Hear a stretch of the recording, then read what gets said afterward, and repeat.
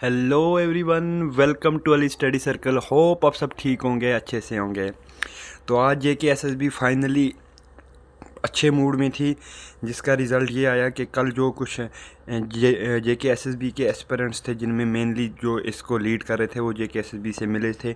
Different issues को पे उन्होंने बात की थी, जिसमें एग्ज़ाम कैलेंडर था, पेंडिंग रिज़ल्ट्स थे और कुछ प्रोविजनल सिलेक्शन लिस्ट थी, फाइनल सिलेक्शन लिस्ट थी, इसी तरह रिवाइज्ड आंसर कीज़ का इशू था। तो फाइनली आज JKSSB ने बहुत सारे ऐसी पोस्ट्स हैं जिनकी रिवाइज्ड आंसर की निकाली है। तो ये अब JKSSB के इस बारे में क्या स्टैंड रहेगा, एपटेक पे क्या असर पड़ने वाला है, ये तो हम बाद में डिस्कस करते हैं। पहले मैं आपके साथ बताता हूँ कि किस किस एग्ज़ाम की इन्होंने रिवाइज्ड आंसर की निकाली है।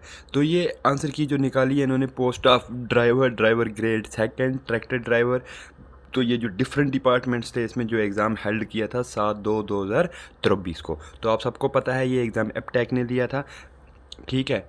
इसके साथ फिर हम अब इन ये हम बाद में डिटेल में डिस्कस करेंगे। पहले आप देख लीजिए किस किस डिपार्टमेंट की है, किस किस पोस्ट की फ़ाइनल आंसर किया है। इसी तरह डिप्टी इंस्पेक्टर फिशरीज़, ठीक है, की जो आंसर की है, जो एग्ज़ाम 8/2 को हेल्ड हुआ था, इसकी भी आंसर फ़ाइनल आंसर की आ चुकी है। देन हमारी आंसर की फ़ाइनल आई है इंस्पेक्टर फिशरी की, ये भी 8 तारीख को हुआ था, इसकी भी फ़ाइनल आंसर की आ चुकी है। देन आई है अब आपकी आंसर की पोस्ट ऑफ जूनियर लाइब्रेरियन, ठीक है। तो ये स्कूल एजुकेशन डिपार्टमेंट था, इसका एग्ज़ाम भी आपका 7 फेब को हुआ था रिसेंटली 2023। तो ये बेसिकली सारे एग्ज़ाम एपटेक ने ही कंडक्ट किए थे। देन अगली आंसर की का जो नोटिस है वो है लेबर इंस्पेक्टर, आपका लेबर एंड एम्प्लॉयमेंट डिपार्टमेंट, ठीक। इसके साथ साथ आप अगला देखेंगे labour officer, labour and employment department, ये भी 6 फेब को एग्ज़ाम हुआ था। देन अगली आप फाइनल की आप देखेंगे व्हीकल इंस्पेक्टर है, ये एग्ज़ाम आपका 7 फेब को हुआ था। फिर अगर आप आगे देखते हैं, जो आंसर किया है वो है आई है मोटर व्हीकल ट्रैफिक असिस्टेंट की, ये एग्ज़ाम भी आपका 7/2 को आया था और ये भी एपटेक ने ही कराया था। इसी तरह अगर आप और देखेंगे, रिसर्च असिस्टेंट की फ़ाइनल की आ चुकी है, सीनियर हॉर्टिकल्चर टेक्नीशियन की आ चुकी है। इस तरह ये आपकी आंसर की आ चुकी हैं डिफरेंट एग्ज़ाम्स की, जो पूरे फेब में हुए थे, और ये सारे के सारे एग्ज़ाम एपटेक ने कंडक्ट करवाए थे। अब देखो बेसिकली क्या है, विंकल शर्मा ने केस तो किया है JKPSI केस, एपटेक कंपनी पे, तो उसमें JKPSI वाले एस्पिरेंट्स तो पिस रहे हैं। जल शक्ति के जो जूनियर इंजीनियर हैं वो तो ऑलरेडी पिस रहे हैं, वो पिछले साल से पिस रहे हैं।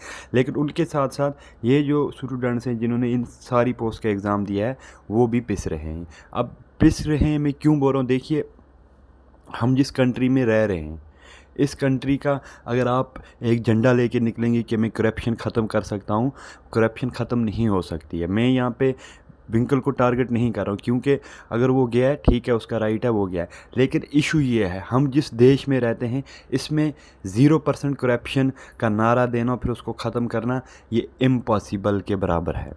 ये इम्पॉसिबल के बराबर है। क्यों? क्योंकि बहुत विंकल आए और बहुत विंकल गए, है ना। इसी तरह अगर आप देखेंगे, दिल्ली के हमारे जो CM थे अरविंद केजरीवाल, जो 2011 में लाइमलाइट में आए थे अन्ना हज़ारे के साथ, तो उनका दौर कैसा रहा और आज वो क्या हैं, आप सब इस बारे में जानते हैं।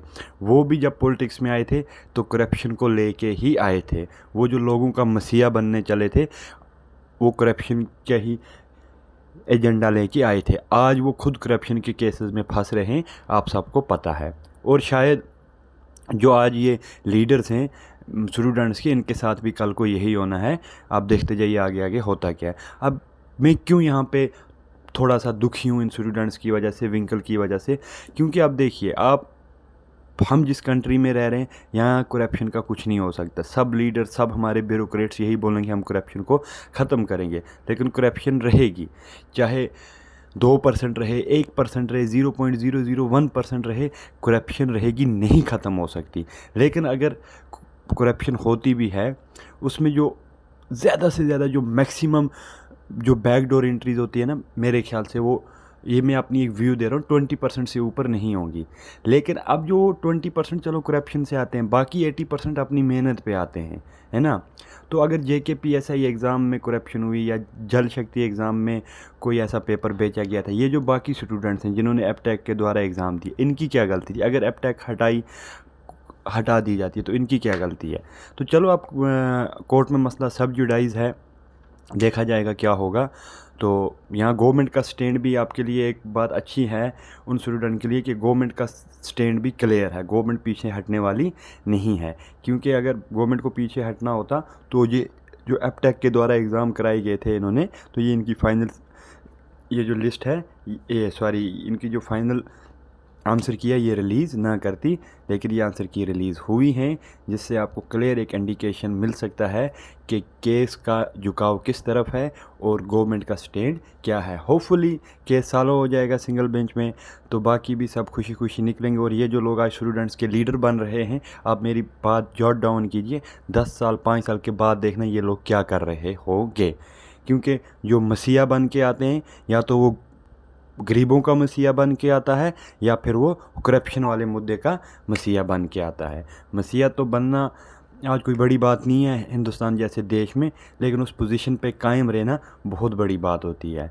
देखते हैं विंकल शर्मा जो है वो जो मसीहा बना हुआ है स्टूडेंट का, ठीक है, कितने टाइम तक इस पर कायम रहता है। आप भी इधर ही हैं, मैं भी इधर ही हूँ, ये बात मेरी जॉट डाउन कीजिए। अब देखते हैं कितने साल तक विंकल शर्मा इसमें टिक पाता है, क्योंकि हमने बहुत बड़े बड़े देखे हैं यहाँ आते हुए और बहुत लोग जाते हुए भी देखे हैं जो मसीहा थे, और लास्ट पे उनका क्या हाल हुआ वो आप सब भी जानते हैं, मैं भी जानता हूँ। तो ये थी JKSSB की तरफ से अपडेट। अगर आपको हमारे अपडेट पसंद आते हैं तो इस वीडियो को लाइक कीजिए, शेयर कीजिए, हमारे चैनल को सब्सक्राइब करना बिल्कुल ना भूलिए।